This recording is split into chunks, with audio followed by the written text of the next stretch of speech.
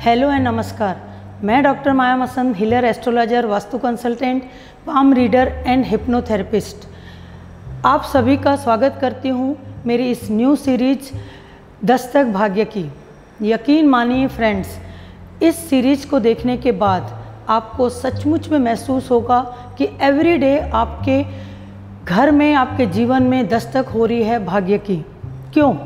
क्योंकि मैं इस सीरीज़ में, मेरे हर एपिसोड में आपको बताने जा रही हूँ कुछ ऐसे अनसुने पर सफल प्रयोग जिससे कि आपके जीवन को नई दिशा मिलेगी।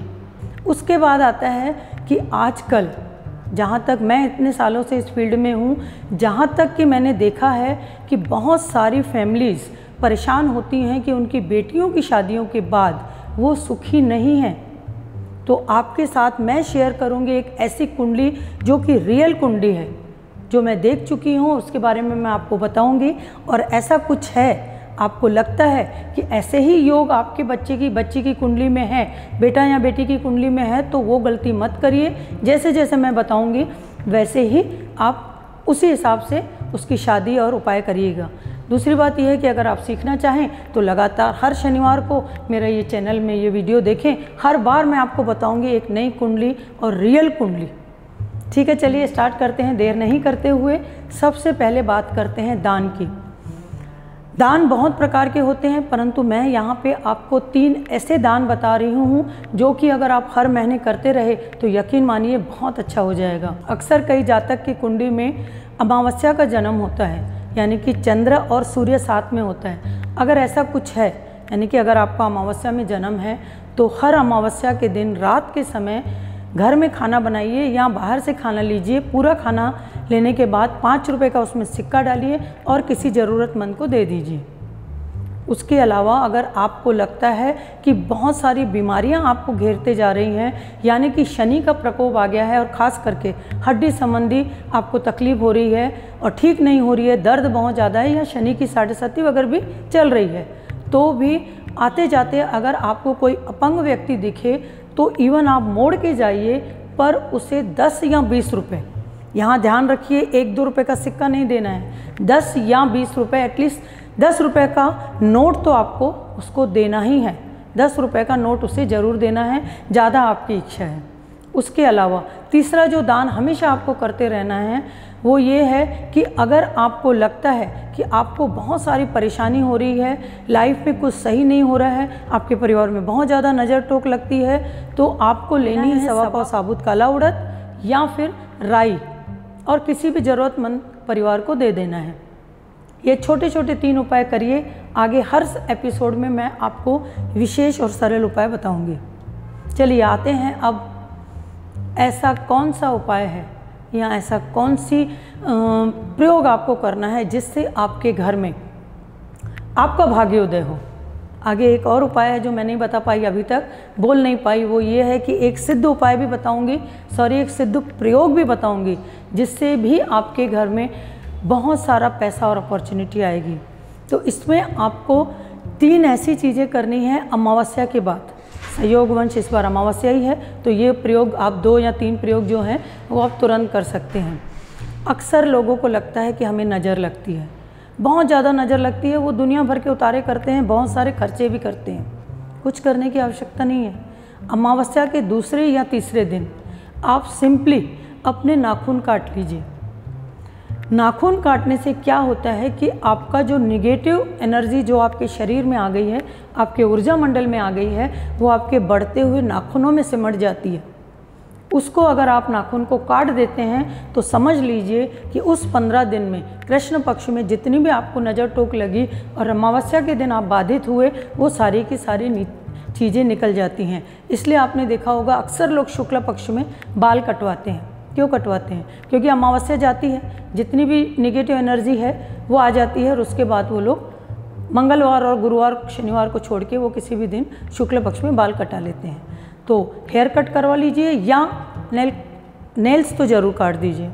दूसरा, अगर आपको ऑल ऑफ अ सडन लग रहा है कि आपको जो आपने रत्न पहने हुए हैं उससे रिजल्ट ही नहीं आ रहा है, कुछ महीने तक तो रिजल्ट आता था, अच्छा लग रहा था, सब काम हो रहे थे, अचानक से आपको लगता है रिजल्ट नहीं आ रहा, आप रत्न उतार के फेंक देते हैं। नहीं, अक्सर अमावस्या के समय रत्न जो रहते हैं वो बाधित हो जाते हैं और वो अपना काम करना छोड़ देते हैं। उसको उतारिए, जो भी रत्न है अकॉर्डिंगली ही उसको शुद्ध करके आप उसे वापस पहन लीजिए शुक्ल पक्ष में। ये 2 उपाय आपको ज़रूर करने हैं हर अमावस्या के बाद, हर महीने, या फिर जब कभी भी आपको तकलीफ महसूस होती है। आज मैं आप लोगों को बताने जा रही हूँ एक ऐसी कुंडली जो कि कर्क लग्न की है। मैं पहले भी बहुत बार बोल चुकी हूँ और मेरे बुक में भी मैं लिख चुकी हूँ कि कर्क लग्न और मकर लग्न बहुत ही सेंसिटिव लग्न होता है। इस लग्न में अगर आपके बेटे या बेटी की कुंडली है तो यकीन मानिए आपको उनकी, चाहे वो मांगलिक हो या नहीं हो, 28, 29, 30 साल के पहले शादी नहीं करनी है।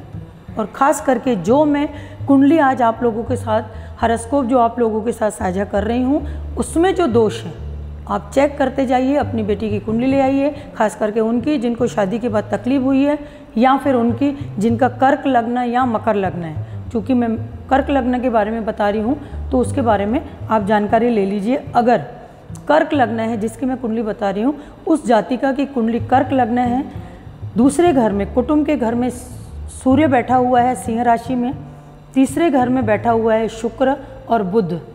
जैसे कि आप जानते हैं कि शुक्र और बुध साथ में बैठे, यानी कि बुध उच्च का हो गया और शुक्र नीच का हो गया। उसके बाद चतुर्थ घर में माता के घर में बैठा हुआ है राहु, वो भी मंगल के साथ। अंगारक योग तो उसने बना ही दिया। और उसके बाद 5वें घर में बैठा है गुरु वृश्चिक राशि में, 6ठे घर में धनु राशि है, उसमें कोई ग्रह नहीं है। और सप्तम में जो कि विशेष ग्रह घर है जिसमें हमको डिस्कस करना है, चूँकि कर्क लग्न है तो सप्तम में बैठेंगे मकर राशि बैठेगी। और मकर राशि का स्वामी, ध्यान से सुनिएगा, मकर राशि का स्वामी वो अष्टम में बैठा हुआ है, अपनी ही स्वराशि में शनि कुंभ राशि में बैठा हुआ है अष्टम में, और उसमें वक्री है शनि। उसके बाद भाग्य में कोई भी ग्रह नहीं बैठा हुआ है। उसके बाद 10वें स्थान पे केतु और चंद्र है, 11वें स्थान में खाली है और 12वां स्थान भी खाली है, मिथुन राशि है उसमें। और कर्क लग्न की तो कुंडली मैं पहले ही आपको बता चुकी हूँ। अब इसमें जब कभी भी कर्क लग्न रहता है तो सीधी सी बात है कि सप्तमेश कौन हो गया? शनि। सबसे पहले बात यह है कि शनि कभी भी नहीं चाहता है कि कोई भी जातक शादी करे। अगर वो सप्तम में बैठा, उसका पूरा विचार रहता है कि जातक शादी नहीं करे। अगर जो वो शादी करता है उसकी एज के पहले, यानी कि 36 के पहले, 36 के पहले तो आप सोच ही नहीं सकते कि आप 36 में शादी करेंगे। अगर ऐसे जातिका की शादी या जातक की शादी 25, 26, 27 में हो जाती है तो शनि कभी भी उस शादी को चलने नहीं देता है। और इसमें चूँकि सप्तमेश शनि अष्टम में बैठा हुआ है, यानी कि ससुराल पक्ष में बैठा हुआ है। सप्तमेश यानी कि पति हुआ, पति घर का स्वामी शनि अगर अष्टम में बैठ गया तो ऐसी जातिका की अपने पति के साथ बिल्कुल भी नहीं जमेगी। कोई ना कोई प्रॉब्लम आएगा जिसके कारण उनमें तनाव रहेगा। और मैंने आज तक तो देखा ही था, पर इस कुंडली में ये देखा कि जब शुक्र है, अगर शनि अच्छा नहीं है तो शुक्र बहुत ही अच्छा होना चाहिए उस कुंडली में। नहीं तो वो शादी अगर हो गई है तो थोड़ी बहुत चलती तो रहेगी, किसी भी प्रकार से ऐसी स्थिति नहीं आएगी कि वो तलाक हो जाए, या ऐसी स्थिति नहीं आएगी कि कोई बड़ी घटना दुर्घटना हो जो इस कुंडली में हुई। क्यों हुई वो भी मैं बताऊंगी।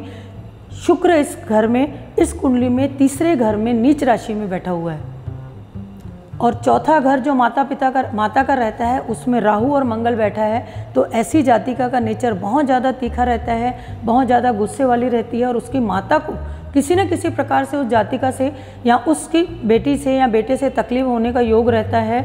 और अक्सर ये मैंने देखा है कि अगर लड़की की शादी हो रही है तो लड़की की अगर कुंडली में चौथे घर में, माता के घर में राहु केतु और कोई ऐसा पाप ग्रह बैठा हुआ है तो वो जातिका अपने घर में वापस आ जाती है शादी के बाद। पर कई बार तलाक होके भी अगर लड़की वापस आ जाती है तो ये बहुत दुख की बात है माँ बाप के लिए। परंतु उससे ज़्यादा भी दुखित स्थिति हो जाती है जब कुंडली का सप्तमेश अष्टम में चला गया और वो वक्री हो गया। उससे पति पत्नी के बीच में बहुत बड़ी दुर्घटना होती है। और अक्सर जातक की या फिर जो उसका पति है जातिका की, या उसके पति या पत्नी की किसी न किसी परेशानी से आत्महत्या से मृत्यु होती है। और इस केस में भी जातिका के पति ने जो भी रीजन रहे हैं वो पारिवारिक बातें हैं, परंतु उसके पति ने आत्महत्या कर ली। इसलिए इस प्रकार की अगर कुंडली है, खास करके चंद्रमा भी केतु के साथ है, राहु उसको चौथे स्थान से देख रहा है, चौथे स्थान पे बैठा हुआ राहु दशम को देखेगा 7वीं दृष्टि से, वो उसको देख रहा है, यानी कि चंद्रमा भी खराब हो गया। उसके बाद शनि तो दूषित हो ही गया, पहले तो 7वें शनि है, उसके बाद वो अष्टम में चला गया। गुरु चूंकि इस कुंडली में बहुत ही अच्छा बैठा हुआ है, गुरु भागेश होके पंचम में बैठा हुआ है, वृश्चिक राशि में, जो कि लग्न का भी मित्र है, गजकेसरी योग बनाता है गुरु चंद्रमा के साथ। तो इस सारे एपिसोड में, इस सारी चीज़ों में ये चीज़ हुई कि उस जातिका को संतान बहुत अच्छी हुई, पुत्र संतान प्राप्त हुई, परंतु उसके बाद भी ग्रहों ने अपना खेल नहीं रोका और उसको उस जातिका को अपने पुत्र के साथ वो घर वापस आ गई। और चूँकि क्यों उस बच्चे को अपना पिता का सुख नहीं मिला वो भी मैं यहाँ बता दूंगी। क्योंकि जो गुरु की दूसरी राशि छठे घर में थी, जिसके कारण भाग्य उसको संतान तो मिली, पर संतान को वो भाग्य नहीं मिला जो उससे अपने माता पिता से मिलना चाहिए। तो मैं इतना ही बोलना चाहूँगी कि अगर आपकी संतान की कुंडली में सप्तमें शनि है, यानी कि 7वें घर में पत्नी स्थान पे या पति स्थान पे शनि बैठा हुआ है स्वराशि में, या शनि खुद बैठा हुआ है, या शनि की राशि है, या सप्तमें शनि है और वो अच्छी जगह नहीं बैठा हुआ है, और दूसरे ग्रह भी खास करके शुक्र चंद्रमा अच्छे नहीं हैं, तो बच्चों की सोच समझ के शादी कराइए। इससे संबंधित आप अच्छी जानकारी जानना चाहते हैं और अगर आप अपने बच्चों की कुंडली दिखाना चाहते हैं और सही निर्णय लेना चाहते हैं, क्योंकि मैं ना यहाँ से न वहाँ से न देख के न सुन के न ही अंदाज से जो कुछ भी बताऊँगी मेरे वर्षों के अनुभव से और सही बताऊंगी, सच बताऊंगी और उसका उपाय भी बहुत अच्छा बताऊंगी, ताकि आपके जीवन की तकलीफ़ें ख़त्म हों और नई तकलीफ़ें आपके घर में दस्तक नहीं दे। दस्तक दे तो आपके घर में और जीवन में सिर्फ भाग्य। सुनते रहिए दस्तक भाग्य की और मेरे वीडियोस को देखिए और चैनल को लाइक और सब्सक्राइब अगर आपको अच्छा लगा है तो ज़रूर करिए। Thanks a lot.